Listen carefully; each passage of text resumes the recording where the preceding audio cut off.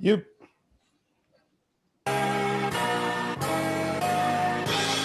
It feel like Miami. Miami, Miami, Miami, Miami, Miami, Miami, Miami. Miami, Miami, Miami, Miami, Miami, Miami. It feel like Miami.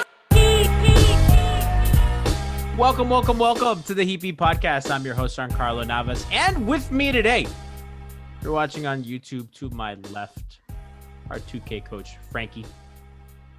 Less than our next guest, apparently. Our what? Lesser than our next guest, apparently, according to you in our last pod. Oh, wow, that was me. Well, on the bottom of the screen, you can see our statistician and pun master of basketball news, Nekias Duncan, the great Nekias Duncan. Hello. Just trying to get my 2K rating up so I can be a 2K coach as well. Listen, no, Franky's a 2K coach. Listen, yeah, Franky has that locked down. Who wins at 2K? If y'all play, like, who wins? Oh, Nekias. I literally haven't bought a 2K since 2K18. Oh, wow. So you're, wow, the entire image, the entire empire is crumbling. That's why I never understood the nickname. I don't even remember how it started. I remember we started. Oh, because you had said in 2K once, we run this kind of offense. That was Alex. That was Alex.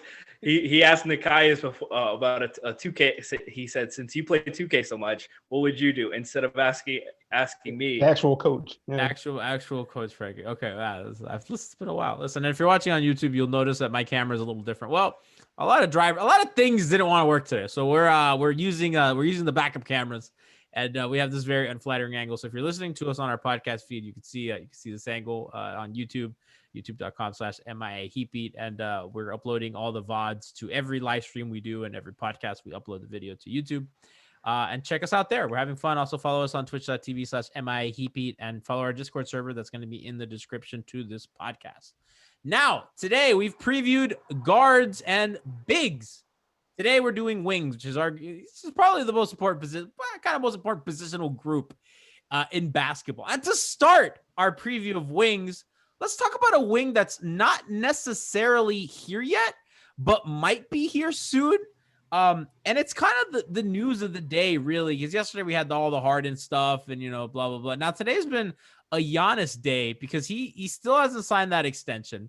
There's been a lot of very funny quotes on the internet about his extension. My favorite personal anecdote is, Chris Middleton and some other Bucks, I think Pat Connaughton, gave him pens, right? They were gifting him a pen to sign, as a joke, to sign the extension. And apparently Giannis didn't really get it. And they just sent 26 pens between Middleton and Connaughton. And then Giannis said that he didn't get the joke behind the pen gift at first and thought it was funny for the first few pens. Then it got old as more than 20 pens came from Chris Middleton and Pat Connaughton. That's from T.I. Windish on Twitter. That's fucking hilarious, Nekias. Like the idea of your boy Chris Middleton just like being a reply guy to Giannis. Yeah, like I'm all for a corny reference because that's just who I am. So I appreciate it. It's also hilarious that Giannis just didn't get it. Yeah, that's so great. I can just so bad to Giannis just looking at the pens like, what am I gonna do with these? Why are these here? Do you think they're nice pens? Do you think like they're Mont Blancs, or do you think they're just giving them like by the Staples 10-pack? Oh, they have to be nice pens. I would also say it's better for Giannis to have those pens than Pat Connaughton. Oh yeah, I'll leave that there. Pat Connaughton was my favorite player the entire playoffs because every time he was on the floor, the Heat went on a run. It was really nice. I really enjoyed Pat Connaughton minutes. He was so bad, and I just thought. The fact that he was getting like fourth quarter minutes and Wes Matthews just kind of chilling on the bench after. That's why Wes Matthews is a Laker. That's probably it. Matthews, you're Wes. I think it's funny that the Bucks really they're gonna legitimately probably depend on him in the regular season for minutes because I think they rebounded really nicely from kind of the Bogdanovich fiasco, but they're a little thin at times. Yeah, it's gonna be. I don't want to say tough. Drew's probably going to play a lot of two, and then they have Bryn Forbes and DJ Augustine to kind of split up those backup guard minutes. He's fine. Fuck. Hey, roll for you can not shoot, a playoff guy. What? I don't know. Ask your Raptors about That's DJ the only Augustin. thing. Thank I just remember, and I mention this all the time, and I get made fun of because of how much I mention it. The lasting image of DJ Augustin is the Pacers literally could not survive minutes without George Hill, because every time DJ Augustin came on the floor, LeBron and Wade smelled blood. They absolutely obliterated the Pacers in those minutes. And DJ Augustin makes Kyle Lowry into whale blubber in the playoffs. So Ben Gordon did the same to Dwayne. It happens. There's sometimes guys just come in here and they look amazing. What can you say? Wade Ellington used to do that to you. It's just, I mean, Buck's Twitter is in a frenzy. Obviously, with all the transactional kind of talk. I mean, I just think it's, Giannis saying that he's just focusing on himself, that he's not worried about an extension that's between my agent. It's also funny because it really sounds like when somebody tweets after a breakup. Yeah, I'm just working on myself right now. I just care about me. I'm just looking to improve. It's some shit, just retweeting inspirational Instagram messages. You know what I mean? Like, buddy, you have all the information. Like, what are we doing here? Like, Giannis's whole thing outside of like being really good at basketball is just like, all I care about is hoops. I don't care about the outside stuff. You're creating a distraction. Like, every day that you don't sign the extension or decide not to sign the extension is going to be a headline. So like, if you want to be in Milwaukee as much as you say you do, which I believe, like, Giannis is basically, he's extended every possible branch to Milwaukee in their front office. Like, they basically have to push him out for him to leave. Like, that's just kind of been the vibe he's had over the last few years. Like, totally. The fact that he hasn't signed, kind of like a sign. Yeah, because the contract is what it is, right? It's like he's obviously getting the maximum of what he could be offered. So it's not even like, oh, this is a negotiation. I want this much money, or I want the extra year. No, it's like literally like the most that this organization, the most that this institution can give you, the maximum that we are allowed within the rules of the league is offered to you. So, you know what I mean? There's not a lot of negotiation. Yeah, like, it's a very yes or no thing. Like, it's either take the full max, or if you want to haggle for a 1+1 or a 2+1, like, sure. Like, you can't get a super max off of that, obviously, because it's not 5 years. But like, that's what I tweeted earlier. I'm just like, this is hilarious, because there is not a single offer that Giannis and his agent could sit in Milwaukee that they will be like, actually, Giannis, no, how about this? Like, they're not going to send a counter offer to Giannis. Yeah. If Giannis says, I want a 1+1, they will give him a pin. Yeah, sure. What if they'll give him 30. They'll ask Middleton and Connaughton for their stash. And then there you go. Like, if Giannis wants a 1+1, if he wants the full 5, if he wants 3, like, they're going to say yes because it's Giannis. So, like, for there to not be a deal yet, it breathes life into so many, like, so Heat fans, obviously, we're all hype, right? Because now we're back, baby. We're back. And then Raptor fans, I see people, from our friends over at Dishes and Dimes are like, oh, Uncle Masai is going to come through again. We're all back. Every fan base is like, we're back in, baby. Like, we are here. We're ready to go. Frank, you're laughing, but it's true. No, I'm laughing because I think NBA Twitter has like unanimously agreed that Dallas is like the best fit for him. But Dallas fans that I see are just like so self-deprecating that they're like, we never get free agents. He's not coming here. It's also like Raptors don't get free agents either, but they're confident. They're preeding. They're just like, we can do this. Like, this is the one that they can get. I mean, they're probably so excited. I think the Masai stuff's real. I mean, like, we talked about this in our group chat earlier. Like, they're going to get, it really feels like the Heat are going to get one of Beal, Harden, or Giannis. Like, it kind of feels inevitable. Like, one of them has to end up here, right? Like, God, I hope so. So we can have something to talk about. I mean, the tea leaves are, I was on Onside Radio with Clay Ferraro yesterday, and, we were talking about, like, Pat always gets in the room. Like, Pat's always in the discussion. Like, even when Pat didn't have any cap space, to sign LaMarcus Aldridge back when LaMarcus Aldridge was an all-star, all-NBA caliber player, he only had a mid-level exception, and LaMarcus took a meeting with him. You know what I mean? Like, Pat's always, I mean, let me tell you something. That team with Dion Waiters and James Johnson, and like that team got in the room with Kevin Durant.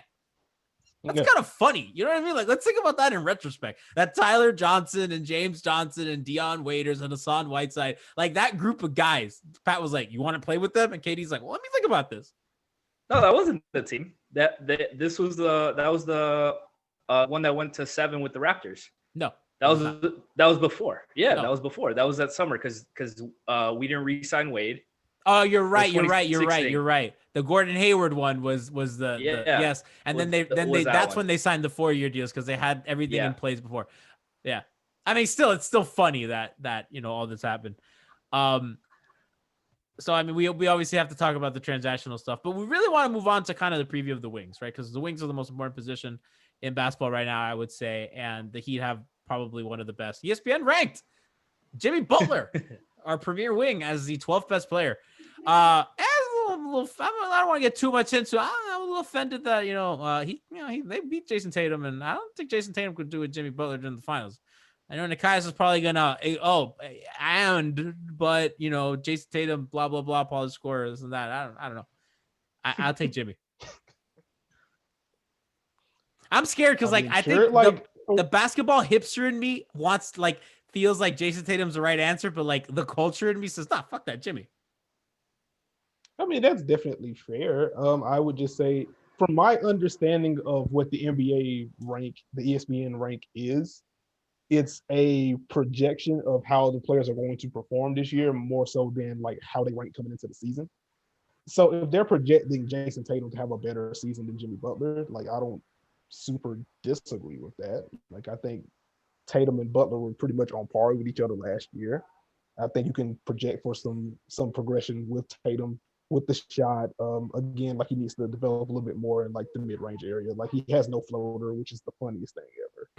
For a guy to be that, for him to be as talented as he is as like a mid-post scorer, as a three-point shooter, to have no floater whatsoever is just kind of hilarious. But like he's a fantastic defender. Like he has just basically everything you want in a wing. So like I can get why ESPN would rank him higher if they did. He's not the playmaker Jimmy is though. Like Jimmy is just such a good guy, like kind of creating for others and off the dribble, and like even like the free throw rates I don't even think are close. Mm-hmm. Even though Jason's way younger.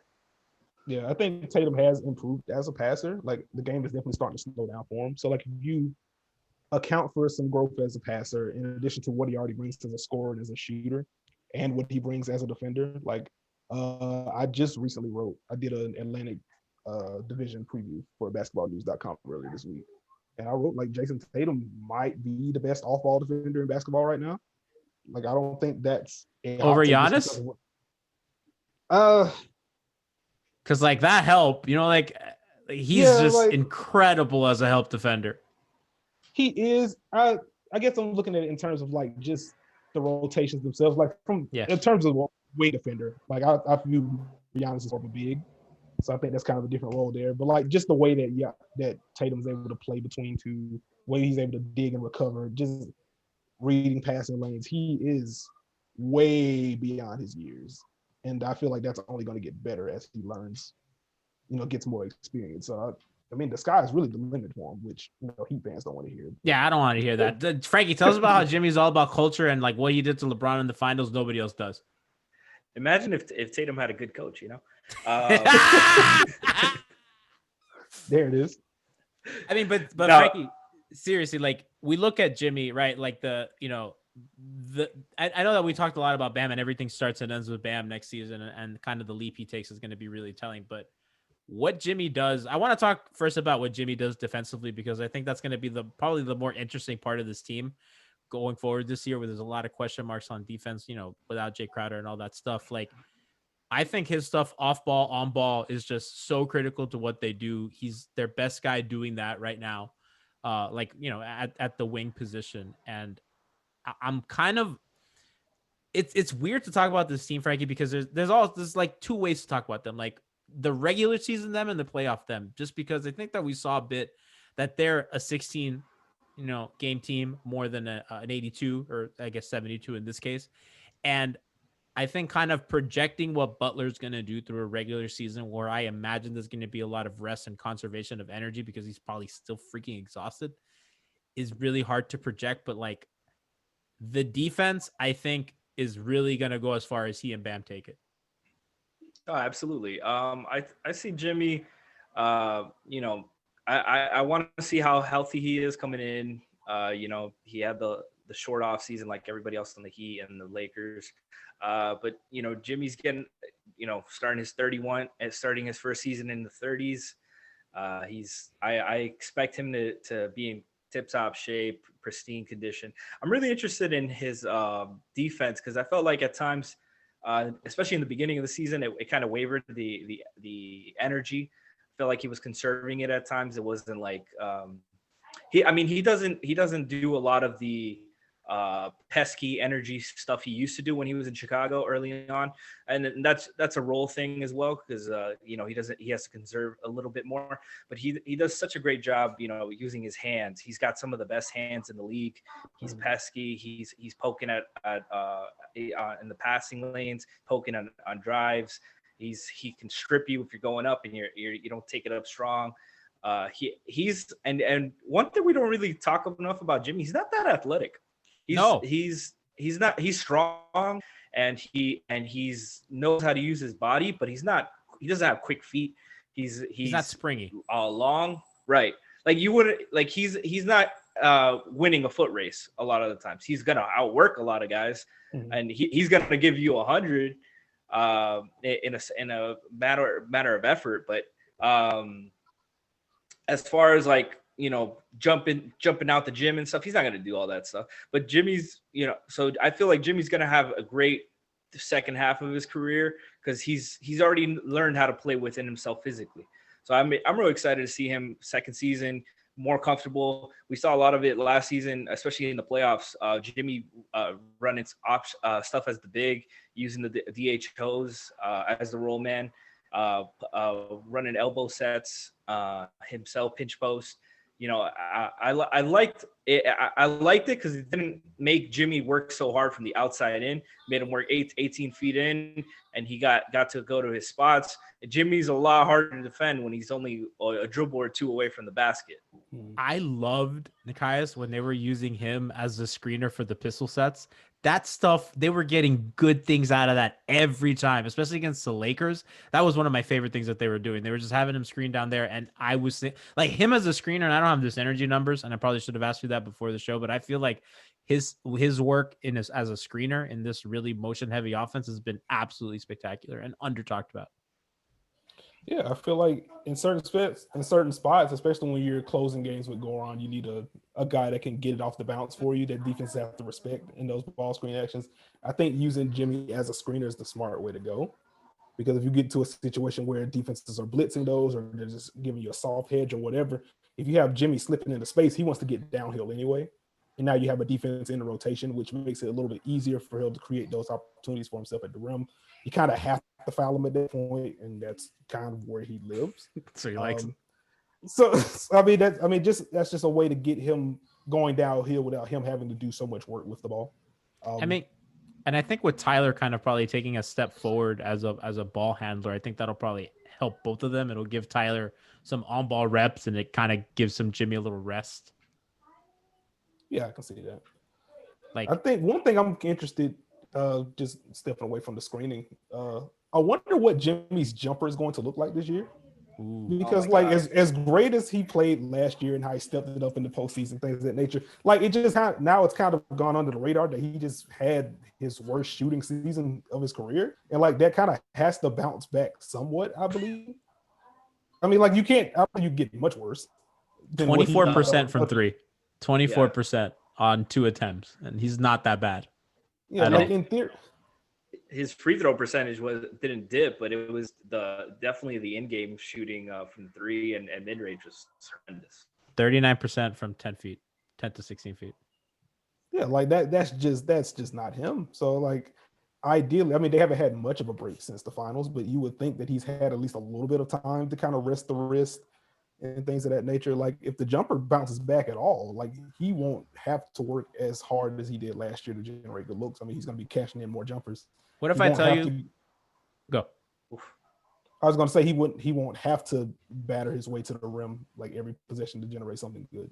So what do you think he shot from 10 to 16 feet in the playoffs? So that kind of really sweet spot mid-range jumper that he likes. Going to say like 35%. Frankie? So remember, in the regular season, he shot 10 to 38. 16. I Yeah. would say like 46.3. Yeah, 46.3. By 40, you just checked, you jerk. Yeah, I was already looking at it. Like that's great. Like I mean, like if you're getting that guy who's especially like when he starts having more on-ball reps, if guys want to if guys want to duck under the screen, he can really get to that pull-up really easy. They do a lot of kind of mid pick and rolls with him and Bam too, which I really like. I think that I'm not worried about the 3-point shot as much as I probably should. I kind of with Nekias said, I just think that might be a little randomness or some of the wrist. I think the playoff numbers on the mid range, and it looks good. It's kind of like Dwayne, that even if it's not going in, it's like the shot looks good. You know what I mean? Mm-hmm. Like you like the process. No, didn't he have like a shoulder ailment like early on in the season as well? And a wrist, like a shooting shoulder and a wrist. Yeah, he shot. I'm looking at the numbers now. Last year, from 16 to the 3-point line, he shot 27.8%, and that is easily by far the lowest of his career. And in the playoffs, that got to 41%, right? So he upped that decent all the time. Yeah. And in the playoffs, I think that was kind of really the best version, the most assertive. I thought that at times, we saw some of the overpassing and the passive Jimmy that was a little annoying in the regular season. But I thought a lot of times, he really took the game by the horns against the Bucks. And what I loved how willing he was to hunt, right? Like, okay, where is Kemba Walker? Where is George Hill? I want him, right? Let me force the switch. Let me attack this matchup. Let me get these bigs out of the picture because I'm going to pull up and they're not going to be able to come really do much. I'm going to go one-on-one with a guy that's smaller than me that I'm stronger than. And that's one thing that they haven't really, because even Dwayne at the end, would probably hunt more bigs than anything, but it really wasn't, you know what I mean? Dwayne was operating, kind of sliding in that pick and roll, kind of going north-south, not really finding matchups to attack. It's been probably since LeBron that they had a guy that can legitimately go, okay, I'm going to pick who's the weak link. I'm going to find him. Right. For Dwayne, it's just let me find the youngest guy on the court so I can get a pump fake and get to the free throw line. I'm going to show you. I'm going to show you the most veteran ass move ever. You ready? Dude, vets. 10-year vets for falling for that. You know what I mean? Like Kirk Heinrich was still falling for it. And I'm like, dude, you played him forever. Like, come on. Heat legend Avery Bradley would fall for it. Everybody did. And how do we know? But I guess in the moment it's tough, but it's just that was always funny. I think I'm kind of wondering, Nekias, like we talked about this a little bit last show about kind of how the bigs are going to play defense. Do you think that they're going to go more switch or do you think they're going to go more drop? Because that's really also going to determine kind of the wear and tear on Jimmy. I think with Avery Bradley, and especially if they start Myers Leonard, I think you may be able to do more of a drop, but I think when things are important, they're going to just go major switching. I don't know. Yeah, I would anticipate it's going to be a similar diet to what we saw last year. I think it's going to be a lot of drop in the regular season. I think an underrated thing to watch in terms of that, like obviously all these defensive scheme and those decisions are personnel based. I wonder what's going to happen with Kelly Olynyk. If he ends up getting packaged for someone, if he gets packaged, like if it's him and Kendrick Nunn or something, they get a different 4. Or if they swing for Victor Oladipo or whatever, like if they get a wing or they get a 4, then it wouldn't surprise me if the Heat really lean fully into a switch heavy defense and just continue to hammer home those reps. It's kind of similar to, I would say, the 17-18 season for Houston, to where they just said, you know what, game 1 of 82, we're switching everything. We're going to go ahead and drill these principles now. Doesn't really matter about the wear and tear right now. We are focused on Golden State. We want to make sure that our switching is airtight by the time we face them. So I wonder if the Heat are going to fully lean into that switching style in that same way. If they do make another move, I think Kelly Olynyk is going to be the swing piece there. Because if they do like flip Kelly and someone and they get a 4, then maybe that 4 in theory is going to be better than more Harkless. And if he's better than more Harkless, then he could probably, then he starts, and then you just have Bam at the 5 and whoever you trade for at the 4, and then you can just kind of lean into that. And then Myers becomes your matchup dependent third big. But if nothing, no, go. I was gonna say, like, if nothing like that happens, then yeah, I think it's gonna be similar to last year, where it's just gonna be a lot of drop in the regular season. If they do start Myers at the 5, Avery Bradley at the 1, or if just Bradley has a big role during the regular season, it's gonna be drop. And then once the games matter, they're gonna downsize. I think that's what we'll see. Like, I think that they have a team of like really, really smart veteran guys, especially like smart defensive veterans, especially at the wing. I mean, Jimmy, Mo Harkless, Andre, right? Like, I don't think, you know what I mean? It's almost like, I think guys like that are going to be smart enough and they're going to be disciplined enough that they don't have to, you know, I mean? They can probably flip a switch and be able to kind of osmosis, you know, these coverages, maybe for the younger guys like Tyler and Duncan and all that, like, and we're going to get into Duncan later because he's huge to what they do. But like that's, I guess those guys are the ones that you're more worried about. But I mean, they're already hunted anyway. You know what I mean? Like those guys are apparently Tyler thinks that they're getting picked on because they're white, not because they're small and not that strong. Dude, how did you experience that? That was funny. We talked a little bit about that like a couple weeks ago when that dropped. That was really funny. When Duncan and Tyler said that they were targeted on JJ Redick's podcast because they were white. I didn't get that being like think piece the way it was. Like I thought it was funny. Like it's they're basketball players like joking around. They're white basketball players joking about being white NBA players. Like I don't care about that. Like if you watch games, you know why they get picked on. Like it's fine. It's not because they're white. It's because they can't move or they have weak cores or they don't diagnose plays quickly. Like that's wingspan issues.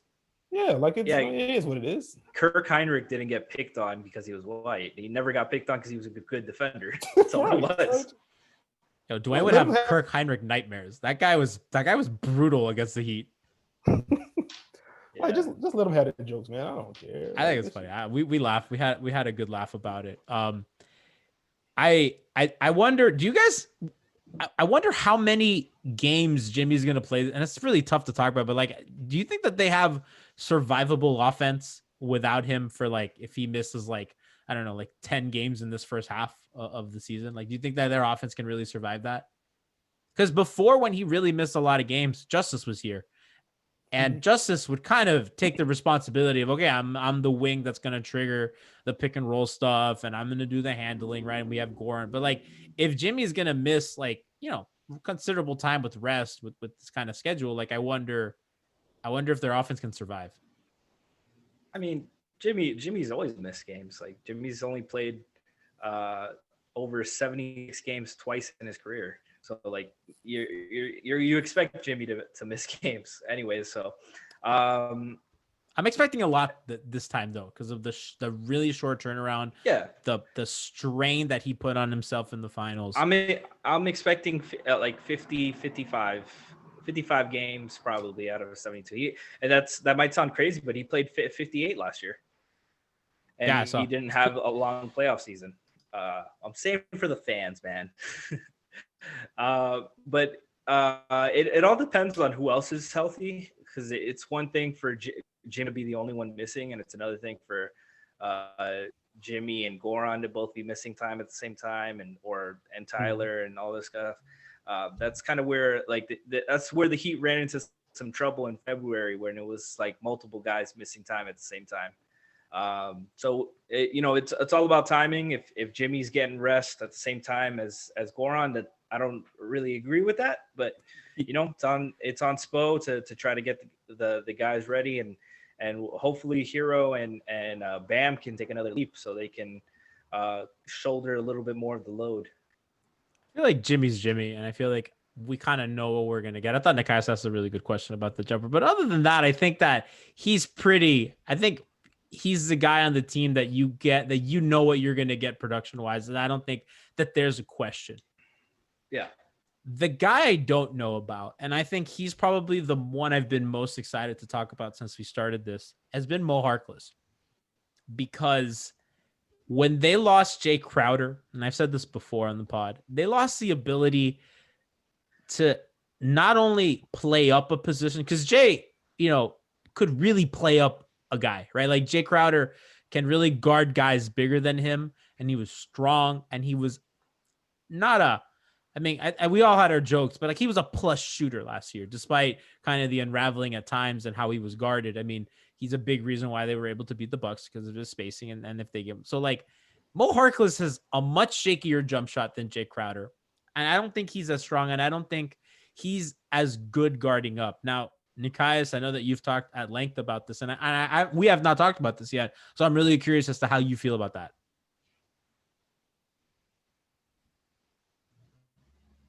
I think those are fair critiques if you're just comparing Harkless and Crowder. I think Crowder does have the ability, the numbers are the numbers, but like he did a fantastic job of at least making Anthony Davis work, and that is no tall task. So like he defended Giannis in the second round. Like he has experience kind of playing up, like he's been doing that basically his entire career.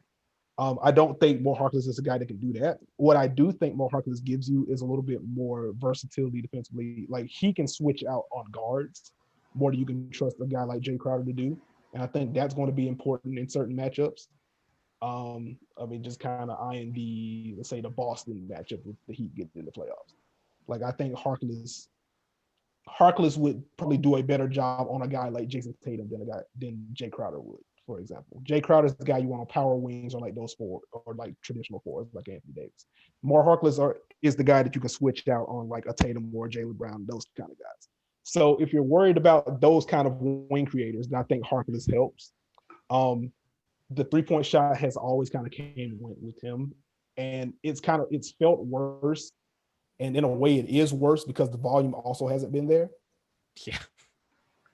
So like Jae Crowder might have a 3 for 10 or 3 for 11 night in three, but at the end of the day, he gave you 9 points on threes.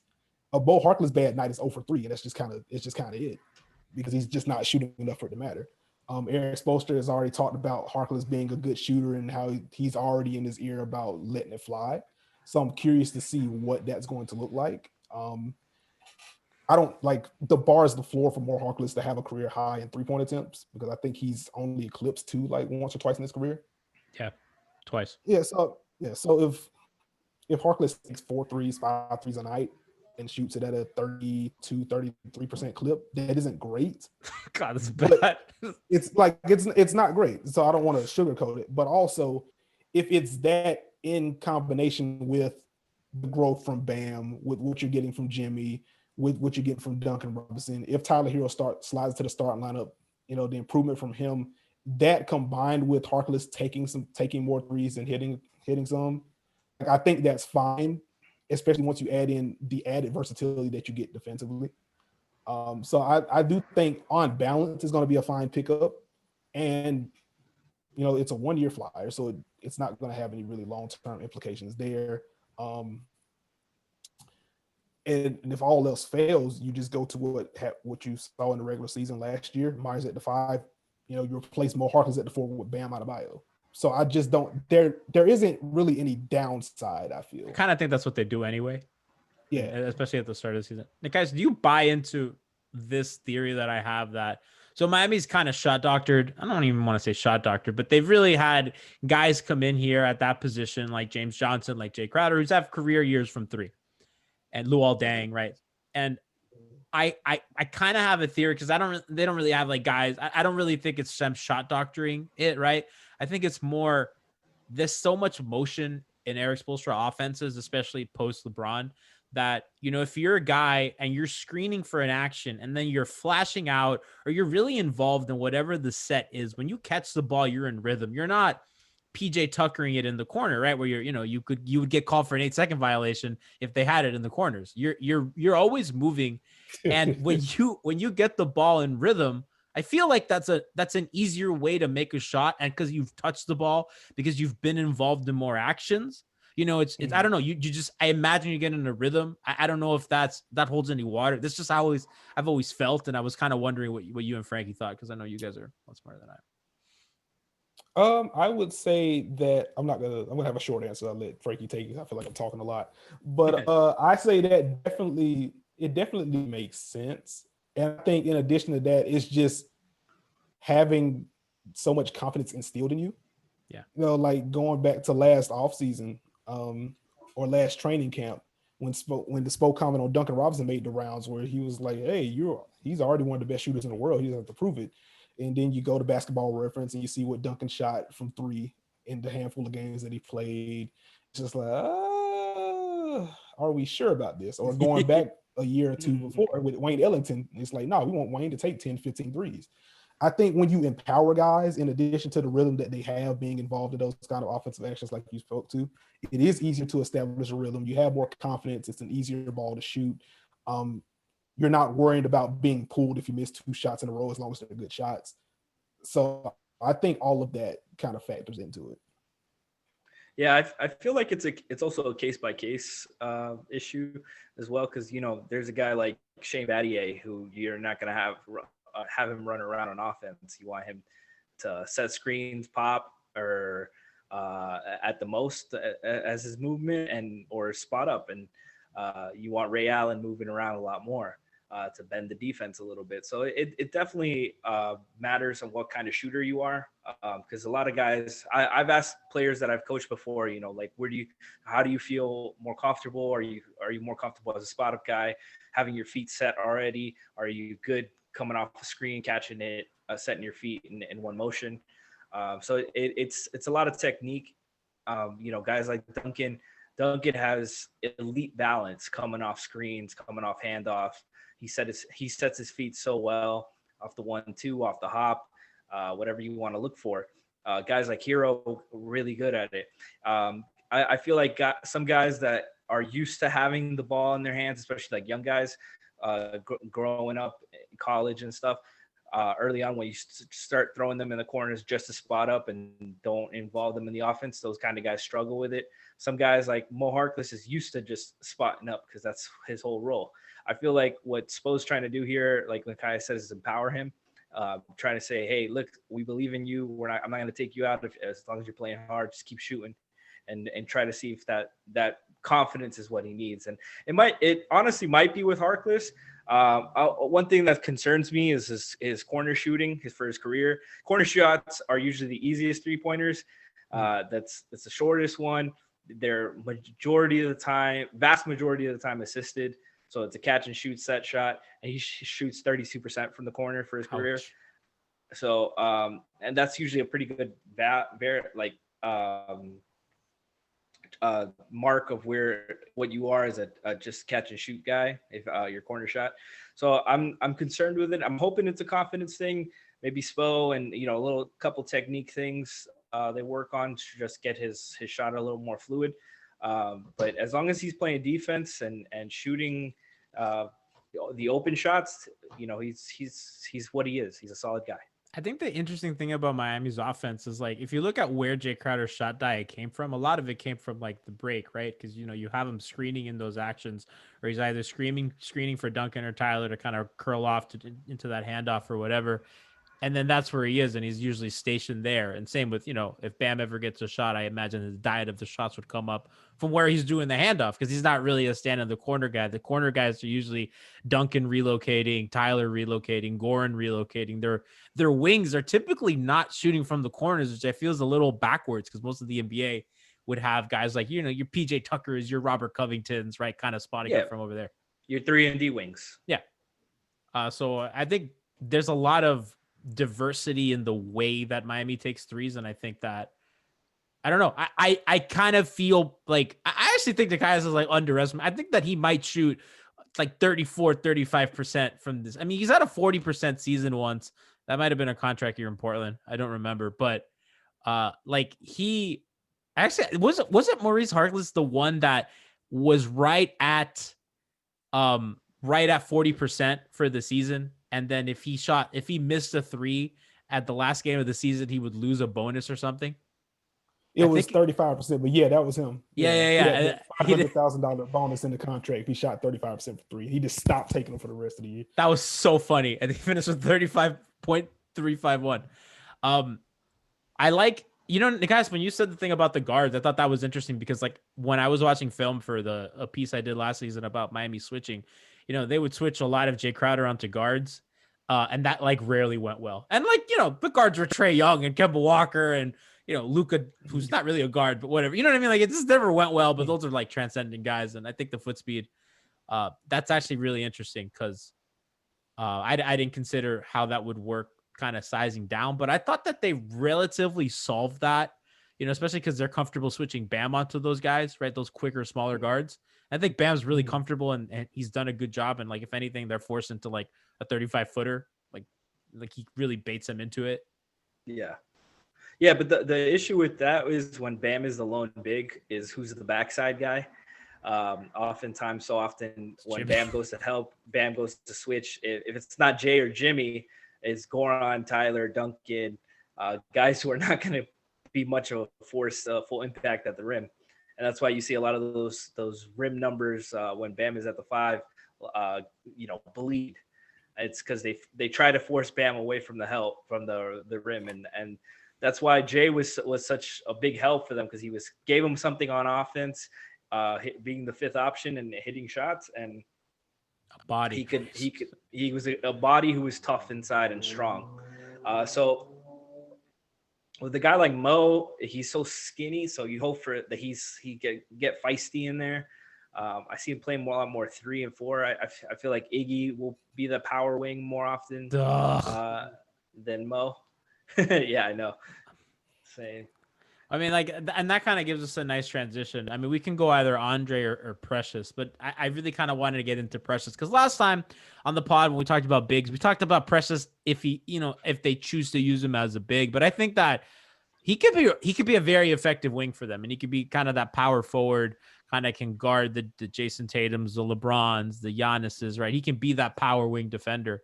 And kind of to your point about Bam, they can put Precious on ball to keep Bam helping, or kind of going back to your earlier point about Butler and the athleticism, like Precious is the freak athlete. And if you want him to be roaming and helping, I mean, between him and Bam, I think theoretically, that works really nicely.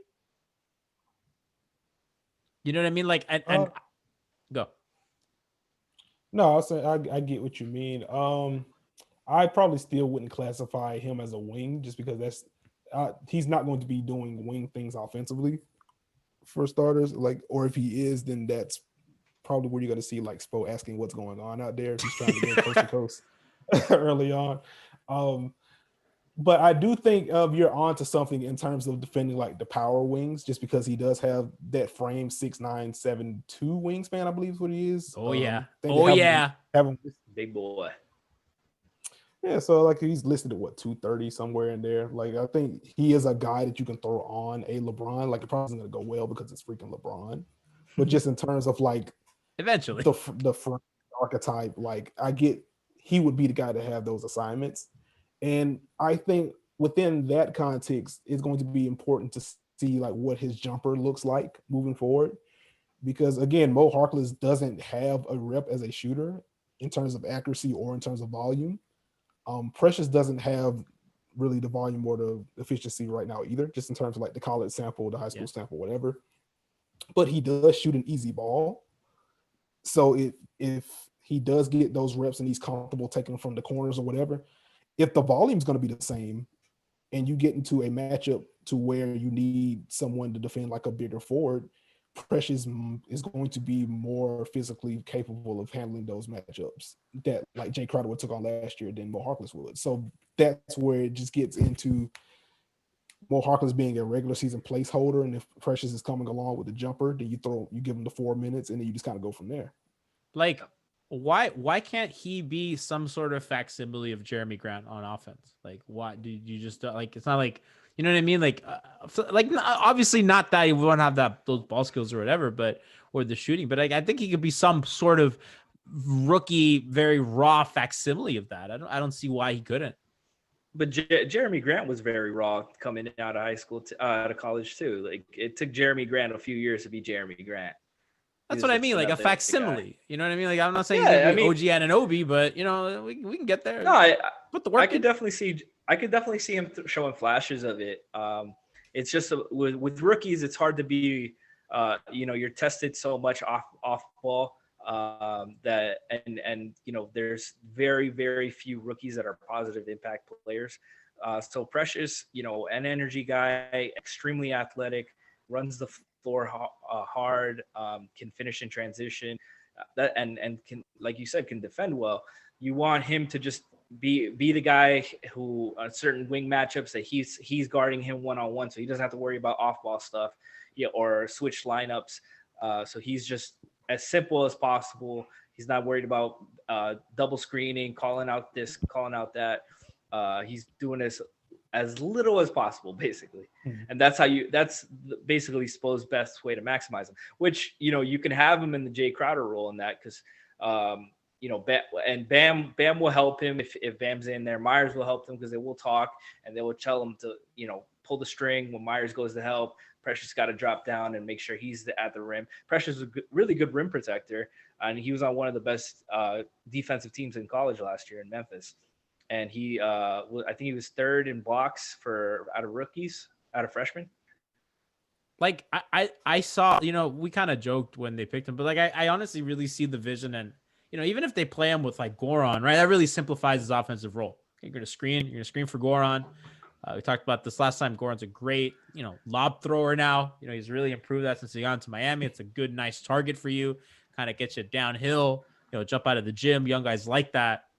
It's a pretty easy role. And they could still play him at 4 with Olynyk. You know what I mean? So if you have KO and Precious, you could throw out KO, Precious, Goran, one of Tyler and Dunk, and then, plus one more if it's Andre or whatever. And, I like that. I like that offensively. I like that. I think it survives defensively. And I think, you really kind of make it easy for him, especially with all those vets. Yeah, I think that's kind of I think that's going to be the fit. Like, he's going to be your 4. Probably operates as the 5 offensively, just because, he's still developing the shot right now, and he's going to be better utilized as a dive man just because of the vertical pop that he has, the catch radius that he has, things like that. Defensively, he's going to be a blank slate, I feel like. I mean, right now, he's really good, help side defender. Franky talked about his college resume a little bit earlier. He does have the frame to deal with like those power wings, and those kind of guys kind of thrive at the 4 now. So he will be able to take on those matchups, kind of be that weak side protector if the other big is brought out the paint. So, like, there is a path for him. I mean, there's a pretty clear path to him being a productive rookie. It's just going to depend on how early Spo gives him reps and what that leash is going to look like. I mean, they've been good at that. I mean, like, going from Justice to Josh to Nunn to Tyler to Bam. I mean, they've gotten really productive rookies. So I'm kind of done doubting that they're gonna get something. Maybe we're jumping the gun. I don't know, but I at first I wasn't crazy about the pick, but I've really bought in. I really like what they did. I really like the fit, and I think, if even like kind of something tantalizing, if he's ready at the end of the season, if he's what we think he could be defensively, just the athleticism and the size of putting him, Jimmy, and Bam kind of in your front court, that's nice. It's nice. Mm-hmm. That's really exciting. The other guy who's going to be a big part of their defense, especially in the playoffs, is Andre. Now, I am done with Andre at the 5. I don't know. I don't want to see it ever again. I don't know why Spo likes it so much. It had like one good quarter against the Celtics, and then I don't know. I'm very low on Andre just in general. Mm-hmm. I'm not excited. I look at him as a $50 million expiring contract. I don't know if that's mean. I don't see a lot of regular season utility for him. I'd just rather give those minutes to Precious, right? Like I'm not really sure what the role is kind of next season. Franky. Well, he's going to be like a 10th, 11th guy right now for them, most likely. I see him unless Myers starts, it's probably going to be, night to night matchup based. Jimmy needs a night off. Jimmy's in foul trouble, stuff like that. Trying to get a smart defender in there. I don't see Andre playing a whole lot. He didn't show a lot. I mean, part of that could have been rust. He only played like 20 something games, and that was all with the Heat last year because of his holdout. So maybe call it what it is. So maybe with training camp he gets fresh, he's ready to go. Maybe it's more back to old Andre, and he's smart cutter, good passer, and he can play better. Maybe not playing him at the 5 will help too, but I don't know, man. I don't really like playing Andre at the 4 either. So it's tough. I don't like it either. I like him as a 3. Just be a 3. You can switch if in case of emergency. He is a really good help defender, and I think he's still good on screens. Better than a lot of other guys. And he's got great hands. His hands don't get old. He's great at helping, picking. pockets, playing the passing lanes, stripping on the shots at the rim. He's still really good at that. High IQ player, and he's going to talk, and he will bring value to your defense that way. It's all about offensively if he's going to bring anything at all. So I mean, it remains to be seen. We got to see what kind of shape he's coming into, and we hope he's more of the old Andre, more of the Golden State Andre at the end, towards the end, and less of the Miami Heat Andre.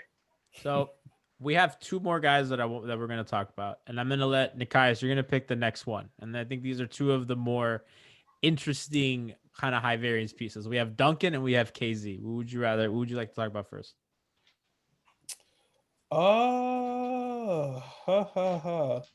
Let me take KZ.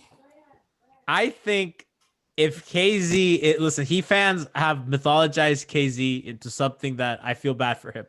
I think fans think he's gonna be like, this unicorn type player, which maybe he is. I don't know. I think in theory, he is. I don't know if guys, have you seen how big he looks from the summer workouts? Yeah, and like kind of similar to the Mo Harkless shooting comp. Like the bar is kind of the floor in terms of KZ having to look bigger because he was just literally a stick figure when he came in. He's big now. He's yoked. But it's very encouraging that he has added some weight. Like the Heat's strength and conditioning program is no joke. And like the dietary program is no joke. I'm glad that he's bulked up some. I'm interested to see like what that does for like his lateral quickness. If he hasn't lost that at all, then KZ becomes very, very, very intriguing defensively at least. Because you've seen what he can do like at the edge of a zone because he's just all arms and he's a good athlete. And he has those off-ball instincts. Like he has a lot of tools and like he has enough ball skills to be interested in. So like I get the intrigue of him. Like I just need to see like what it looks like. I want to see him in the preseason. Like I'm sure he's going to get some burn once the first preseason game this coming Monday, I believe. Yeah, December 14th. So I want to see what kind of leash he gets. I want to see him attack a bent defense and see what he can do. If there are any reads that he can make on the move. Defensively, like at worst, he's going to be a guy that plays the passing lanes and a guy that can like grab and go after a defensive rebound. So just very intriguing young guy. I just want to see. I think if Andre Iguodala is really going to be kind of like a spot player during the regular season, that's the path for KZ to get some regular season minutes. I think between him and Precious, like it's really exciting. Like I think the high end of what, I think if KZ can be like a league average shooter, plus the ball skill that he has, plus kind of the tantalizing upside on defense, it's kind of the perfect guy to replace Jae Crowder. Cause like, I want you guys to like look Google, KZ Okpala 2020, like he looks big, right? And if he's going to be able to guard up those positions, and if he's going to be able to kind of be really, really effective in that zone that Miami really likes. And like teams I think Miami's now Philly's going to be a concern for them again. You know what I mean? Now, like you really got to worry about, okay, how are we going to deal with Simmons? How are we going to deal with Embiid? How are we going to deal with kind of these bigger, longer teams? And obviously Boston's not going anywhere with Tatum. He's a guy that can also guard Jayson Tatum, just like we talked about, Harkless. They're going to have a lot of wing defenders to throw at people. And like I said, and that doesn't even count Jimmy Butler, who, loves the assignment, loves the responsibility, and is really good at it. And, with this conserved kind of energy. Right. We'll always have that Sacramento game with KZ. Yes, forever. I was pretty drunk at an ale house. Frankie, I was at the ale house, the Coral Gables Ale House. Oh yeah. Oh, I was gone. Woof. I was like 5 gin and tonics in. And I remember I was like for the quarter, KZ, look at him go. I don't even know if he played well. I don't know. I was too gone. But let me tell you something. 5 gin and tonic me was like all about KZ that night. I thought I was gonna die at that Coral Gables Ale House one time. Wait, what happened? I saw these like big European guys like in a group, and they're taking a picture, and I photobombed them, and I just jumped to the bar. So for last call, and these two humongous like 6'5" German dudes come up to me, and I'm like, oh my god. and they go, "This is how we do it where we're from," and they take a picture with me. I was like, "Oh!"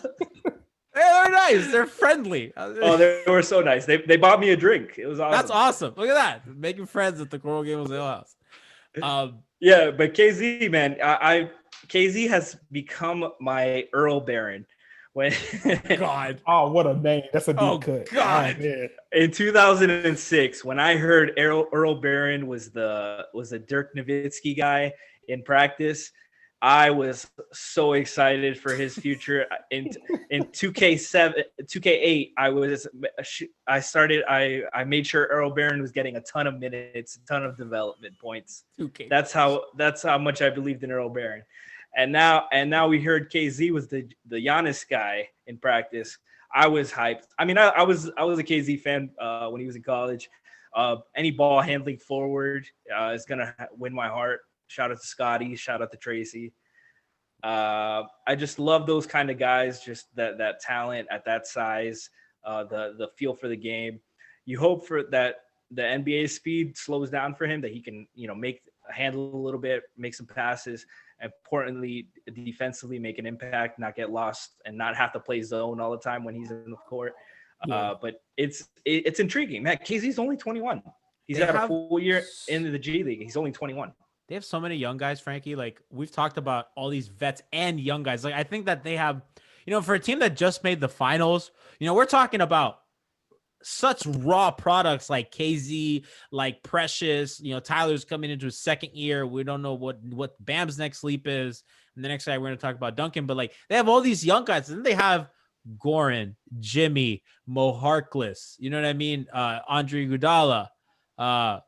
All these veterans as Myers, Olenek, right? You have all these Avery Bradley, that I think that they really have struck a balance of like, okay, we have a lot of young talent. We also have a lot of really good vets that we like. And I think oftentimes the Heat pick one or the other. Okay, we're going all young. Okay, we're going all vets with plus Josh and Justice, right? Like it's never both, right? And I think that they've struck a balance. They have a superstar at center who's, what is he, 23, 24 years old? How old's Bam? Something 23. 23 years old. You know what I mean? And you have, and it's just kind of hit me right now. I'm like, it's so impressive. And like, we're talking about two guys back to back, KZ and Precious, who are like what they can be defend. And like, maybe both of them work. Maybe one of them works, maybe neither of them work, but you know what I mean? Like you have a lot of lotto tickets. They have a lot of lotto tickets on this team. Right. And, Bam, they already won the lottery, right? That ticket won. Tyler might be another winning ticket. You know what I mean? And then you have all these, it's just, and we have none too. I mean, like maybe it wasn't the grand prize, but you got a couple numbers and maybe you get $40. You know what I mean? It's not bad. It's pretty good. And one thing about KZ real quick, before we go to Duncan, I think, he got like half a season of the G League under his belt. And now that there's no G League season, I think a full season of NBA practice, might do him some good. I think there is a G League. Isn't it like you have to pay, right? Like the teams have to pay per player. From what I've seen, like they're going to have a G League bubble. And I think only, what did I read? I think 12 teams have opted in for it. And I think the Heat were one of the teams that opted out, which is interesting to me. So I guess they're going to have like KZ until they're going to have Precious there. I think they expect it. I think they're bracing for like injuries and stuff and like rest, like after the short off season for them. And wait for that. I think that's kind of smart. Gabe Vincent lineup.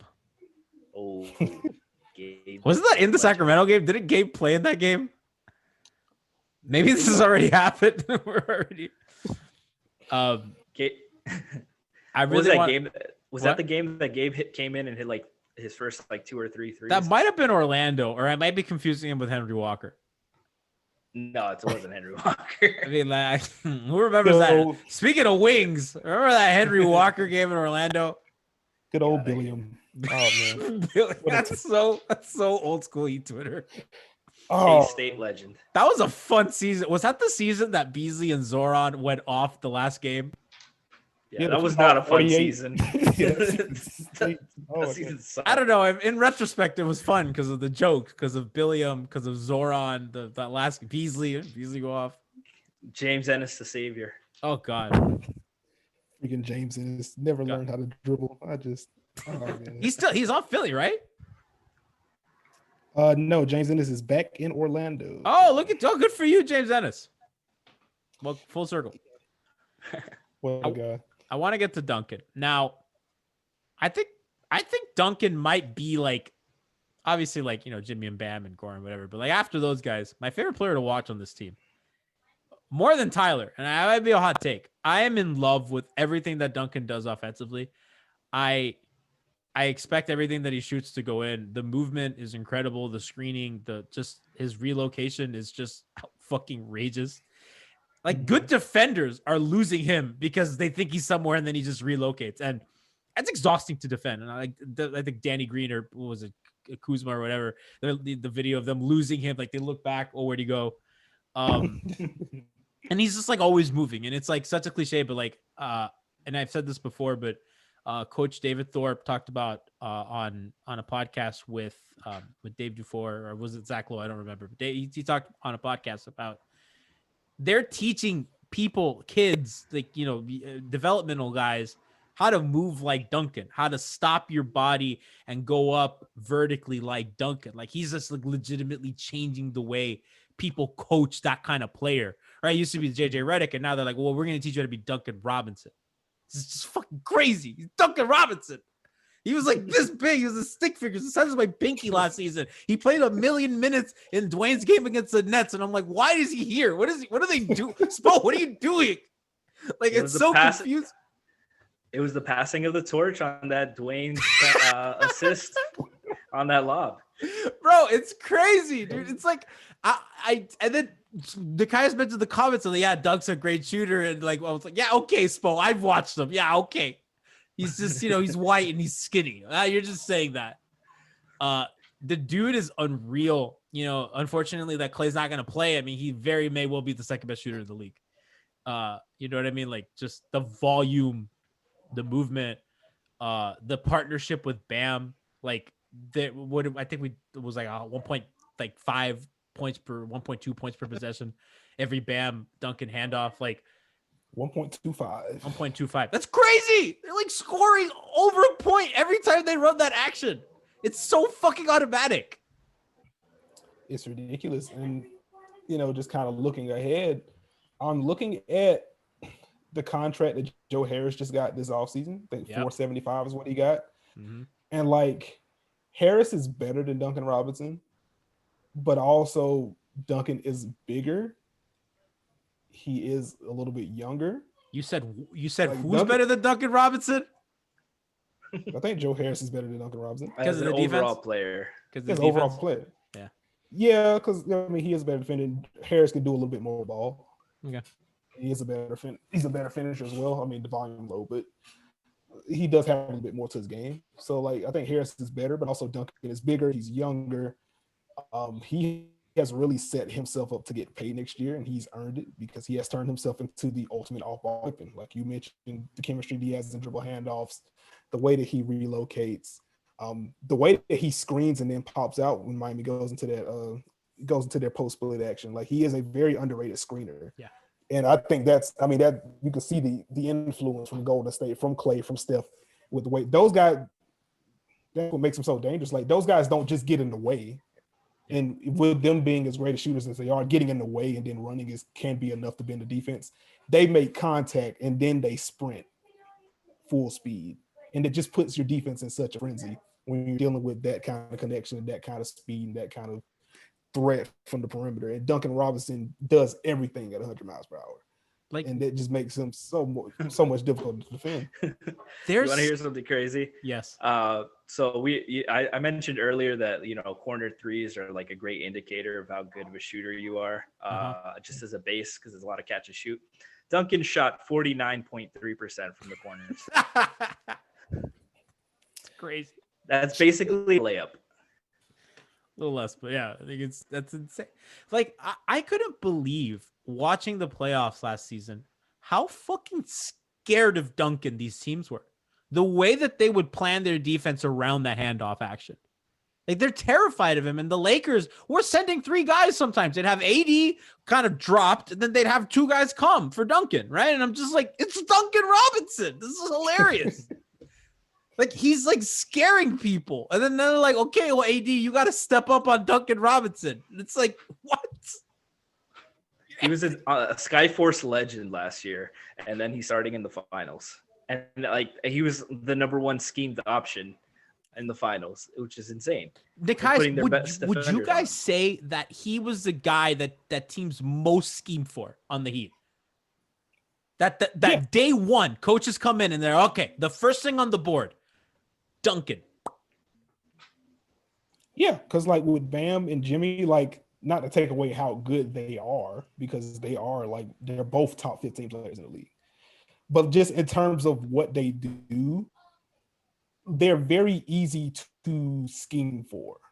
Like Jimmy, duck under picks, make him shoot jumpers. Bam, play off of him, make him shoot, or make him beat you off the dribble. Like you don't want him to get it downhill on you. Dare you to do that? Like that's the defense. And like Jimmy's good enough to make you pay with the re-screens and things like that. Bam is good enough to make you pay because he just flips into those handoffs. But like just in terms of the game plan, it's very point blank. Go under, play off.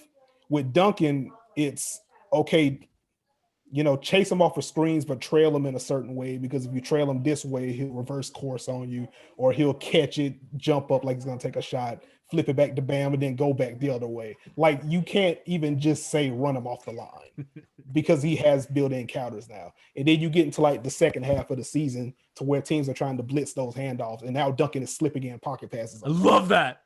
So now you can't even really do that. So like, Toronto, they had the personnel to switch those handoffs. So I think now for Duncan, the next counter is going to be either you just got to fire anyway when teams are mid-switch, or you're going to have some kind of 2-dribble package. It's 2 dribbles into an elbow jumper. It's 2 dribbles get to the rim. Maybe it's 2 dribbles, flip the ball back and then fly off another handoff. I think it's what can you do with 2 dribbles now with Duncan? Because when it's just coming off the catch, or if it's 1 dribble, he has the ability to fire over a contest or slip in that pocket pass, and then it turns into a 4-on-3. It's what he can do after 2 dribbles now. And if that develops, watch out. Good luck. Like I don't know what you do when you compare that to what everything else the Heat are going to have on the floor. So he talked a little bit about kind of getting a mid-range, kind of working on that mid-range, and I imagine he needs a pull-up, right? The other thing is, because I've talked about a lot about how Toronto switched that, because I imagine, and I was surprised more teams didn't mimic that in the playoffs. I thought, like, for example, Milwaukee had the personnel and they just didn't do it. So I think I thought the Celtics did too, by the way. I mean, I think with Smart and the guys, I think that they had the personnel to switch it that way, because like at the end of the day, it was Norman Powell fronting Bam, right, to kind of prevent that pass off that switch, which is, as much as I love Norm, like it's just Norman Powell, dude. And I think a little bit falls on Bam. Like you got to be able to punish those smaller matchups. And we talked about that during the Bigs preview, but like if you're Bam, right? So if they switch that, and now all of a sudden, if you're Duncan, you have a guy like OG Anunoby on you, which is, it's just really tough at that point. That's one of he's a guy that I said could be, an all defensive player next year. Or the defensive player of the year. At that point you can kind of flip that into another handoff. So have Goran or Tyler kind of come from the other side and then re-get Bam sealing his man. And now, big fella, you gotta pretend that guy's Miles Turner and score some points, because you gotta punish smaller guys. Like that can't fall on like your limited shooter. Yeah, next step, so he just has to have that constant aggression. Like he has to punish smaller guys. You have to have Eastern Conference Finals Bam for 72 games. Game 6 Bam. Which, oh man, just put Daniel Tice in a blender. What a time. Dave Dufour's mentions were melting in real time. I felt so bad for Dave. He put him in the washer machine. Oh my God. I was like, oh, stop it, Twitter. This is poor. That was a rough series for Dave. I love you, Dave. Dave's good. Dave's a friend. I look forward to everything that Duncan has next season. I'm excited. I think that the Heat have a potential to be a top 5 offense next season. They ended up like 7th, right? Mm-hmm. They were like around 7. I think there's a lot to improve on. I think that kind of, especially as the season went on, they really found their footing as to what they wanted to do offensively. this wasn't an off season for the offense. It wasn't, because Jae Crowder helped them on offense more than I think Mo Harkless will. And I think the high end of Mo Harkless is maybe about what Jae Crowder gave you at his high end. So I think it's a pretty lateral move, and I think Avery Bradley helps them a little bit. I think they're largely kind of the same team. I don't know if Avery's going to play high stakes playoff minutes, but he'll help you in the regular season survive. And I think Harkless the same. And it depends on what you have with Precious and KZ and all that. I'm excited. I imagine they're going to have a better regular season than last year. I think guys know their role. I think that they're probably going to have a better offense. Everybody's going to be a little better. You expect Bam to take that leap. You expect Tyler to take another leap. I think maybe, you maybe expect Goran to decline a little bit, right? And I think that that's the other thing that we haven't talked a lot about, but, as long as that decline can get mitigated, and if Jimmy kind of stays the course, plus your other internal improvements, I think that you're in a good spot if Goran doesn't fall off a cliff. Yeah, and that's partly why Miami's depth is going to matter so much this season. I mean, short turnaround. Goran's coming off the injury as well. You have to account for that. But just having so many guys and so many different lineup combinations they can throw out, they really can pace themselves in a way that they couldn't last year. And that's going to be exciting. Like, the Heat they're playing for 16 games. Like, they're obviously going to care about the regular season to build habits, to see what the young guys can do on the nights if they're resting guys or whatever. We may see some Precious, we may see some KZ, whatever. But they are building towards their 16-game season. And I think the Heat have more horses to kind of get them through this kind of marathon now than they did last year. I think it's going to be huge for them moving forward. There's going to be a weird season, Frankie. It's going to be weird. There's going to be a lot of injuries. There's going to be a lot of COVID shit. I mean, it's weird. It's going to be weird. We've spent 3 podcasts and this is probably 4 hours talking about every player on this team in depth. And it may just get nuked because, somebody didn't disinfect their hands properly from, getting a coffee. Yeah. A friend of mine mentioned how it's kind of like sad, but like it's for some teams, like it was kind of good that some players got COVID already. So Jesus Christ. Antibodies. Yeah. I was like, damn, like I get what you're saying. Didn't Nick Saban get it twice? No, he had like a false positive and he had to keep retaking the test. Oh my God. I'm here thinking like this old man caught it twice and lived. That's privilege. Yeah. He took the milkshake that Trump did. That cocktail. But no, man, I expect it to be weird. It's going to be scary with all the COVID stuff and the traveling and everything. And like a lot of people, obviously would prefer a bubble, but it seemed like so hard for the players. I couldn't imagine wanting to do that for the whole season. That shit looks like it sucks. Yeah, man. And like I presume they do something like if it's still bad by the time of playoffs, they probably might do like a playoff bubble similar to what they did. Maybe like a round conference finals to finals bubble. Yeah, something like that, just so they could, like mitigate. Didn't baseball do that? Minimize all the issue. Kind of. They did games all in the same place in Texas here, but they were just staying in hotels. They didn't have they weren't shutting everything down, closing everything off for them. Listen, it's gonna be fun. It's gonna be exciting. There's a trade deadline that's probably gonna be batshit crazy because of all this Harden nonsense, and Beal can now finally get moved, and it's gonna be. Listen, I guess let me ask you guys on the way out, because you are two of the smartest people I've ever talked to, especially about basketball. If a Harden deal comes down to Tyler and Duncan, you do that immediately, right? I see a lot of people on the timeline kind of discussing that. Yes. Yeah, it's like no question. Yes. Like everybody but Jimmy and Bam. Yeah. I don't even like Harden that much, and I'd do it. I mean, you just gotta have to. Yeah, it's like he instantly, like, he turns whatever you have, your scraps, into a top 3 offense. So, and we were top 7 as is. So, and Harden's not, for as bad as he is defensively, it's all off ball. It's not like Tyler, where they can, or Duncan, that they can pick at you, and they're going at you. Oh no, he gets picked on plenty. No, but he gets picked. He doesn't get picked on. Like LeBron isn't going to ISO Harden, and it's going to be like an automatic layup, like it is against those other guys. Anybody a foot smaller than LeBron's an automatic layup. Yeah, I know, but I'm saying like Harden's strong. Like he's not going to be a horrible one-on-one defender. His problem is tracking guys off the ball and stuff like that. And if you trade for Harden, you're going to be a switch team. You're gonna have Harden, Jimmy, and Bam. You're gonna be a switch team anyways, so it'll be mitigated disaster. You worried about the coexistence with Jimmy as a non-shooter with Harden? No, I think you can work on that plenty. I think Jimmy will be closer to his career averages shooting, and then James just gets so much attention on the ball that it'll help loosen up the wheels on the back end. I think Miami has like a low key, like nice package for him. If you include Duncan, so you have Tyler Dunk, whatever treasure trove of picks starting with 2025 that you can move, plus, expiring money for the cheapest fucking owner I've ever seen in my life.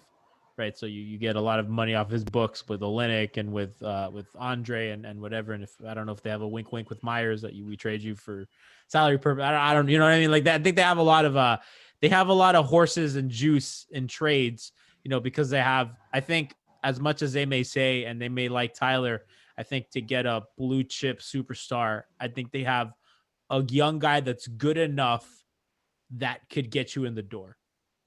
Not a lot of teams have baby Giannis. And isn't it crazy to say that a guy like Tyler, for them, like they can move off of it. Like they have two of these guys with Bam and Tyler that they're like, yeah, we don't have to give up our best blue chip young prospect. We give up our second best blue chip young prospect. Oh, hold on. I feel like that's a lot of disrespect to Bam. Bam is already a proven all NBA guy. That's why I said blue chip young. Like no, but I'm saying 13th best player in the damn league. Like if Miami offered Bam for Harden, the deal would be done. No, Miami said no. Miami doesn't do that. No, that's what I'm saying. I'm not saying they should. Do you do that, Nekias? If it's just Bam for Harden straight up, pretend salaries don't matter. No. Yeah, me neither. I'm there. Hell yeah. Let's go. No, but that's what I'm saying. Like comparing Bam, like Bam is a blue chip prospect. He's a star. He's proven already. Tyler is still a prospect. Tyler still hasn't started for the majority of his career. He's an exciting young prospect, a bench guy. He's got a lot to prove before he's like a blue chip guy. I think this season is huge for him. I think he's got a lot of potential.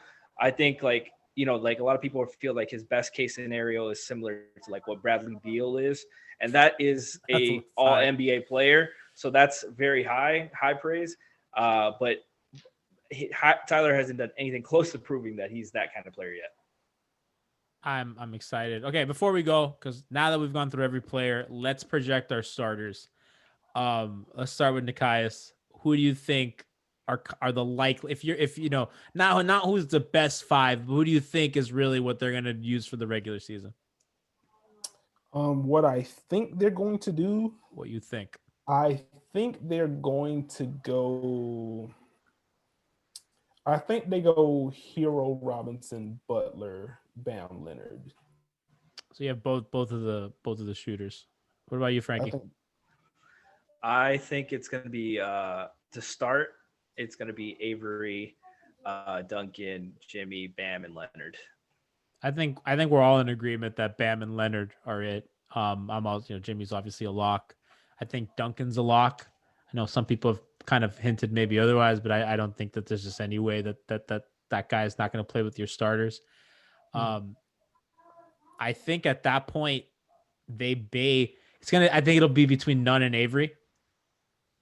I just think that Tyler off the bench is nice, especially when you're playing with Precious and Goran. You really want to give Goran an elite floor spacer. And I think it just makes sense.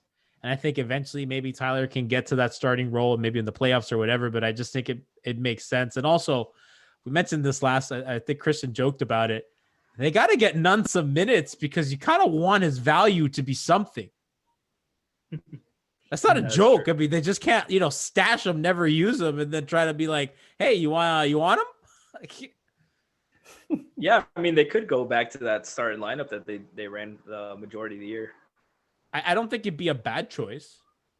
No, I think the big question. I think we all agree the big question is going to be the starting guard spot, starting point guard spot.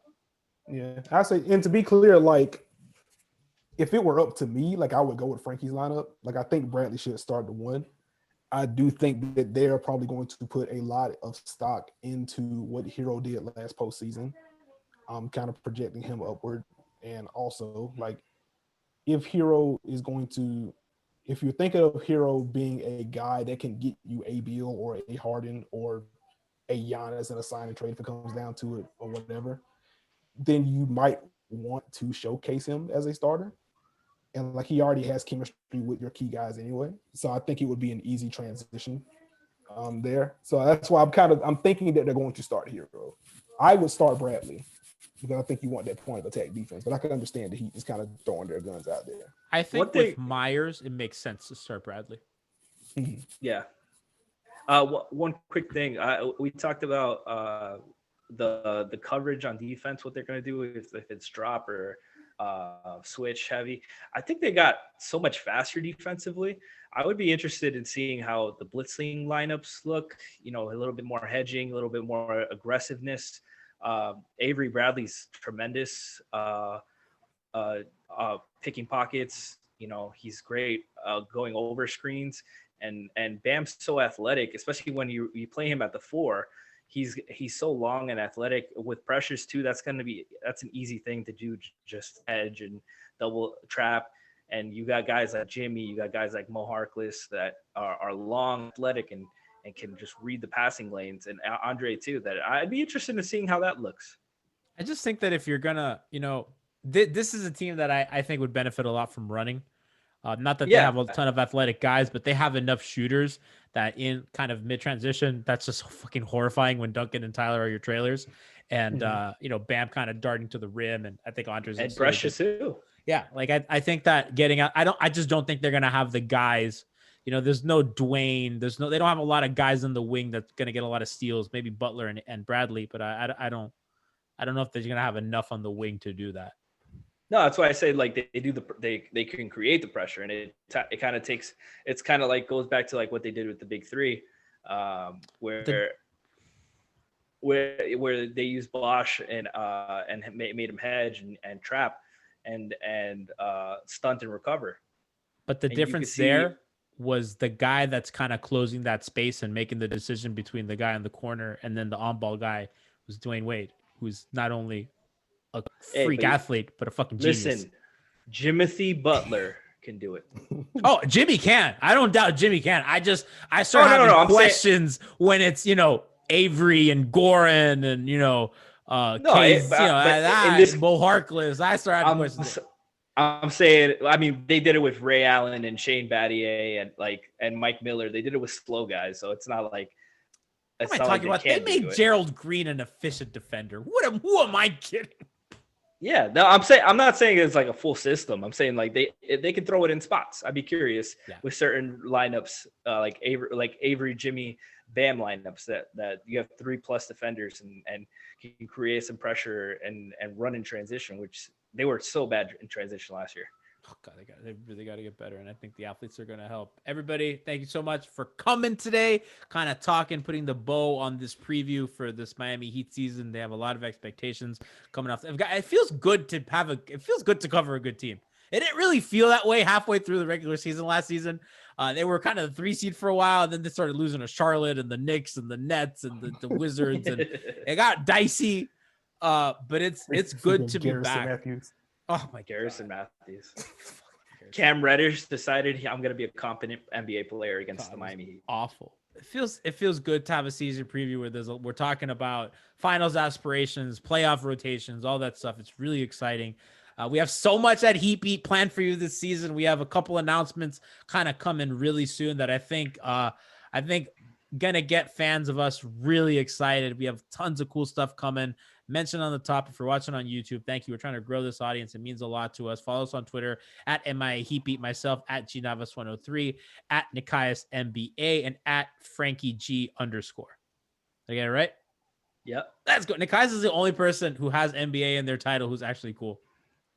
It's hard to disagree. Very hard to disagree. We're not going to disrespect Chris Herring like this. Oh, no, Chris Herring. No, I will not disrespect. Chris Herring's great. Oh, my favorite low post guest. Chris Herring's amazing. Go. Chris Herring's that guy. Chris Herring, come on, Heat. I was waiting for that.